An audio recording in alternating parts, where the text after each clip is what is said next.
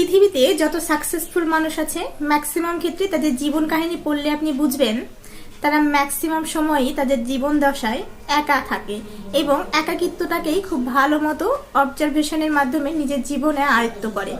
এটা কেন হয় বলেন তো? একটা সাধারণ একটি উদাহরণ বলি।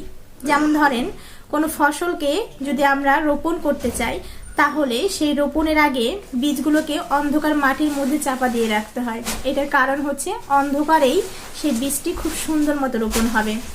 ঠিক সেভাবেই যেসব মানুষরা নিজেকে প্রস্তুত করতে চান নিঃসঙ্গতা একাকিত্বের মধ্যে দিয়ে তারা নিজেদেরকে প্রস্তুত করেন।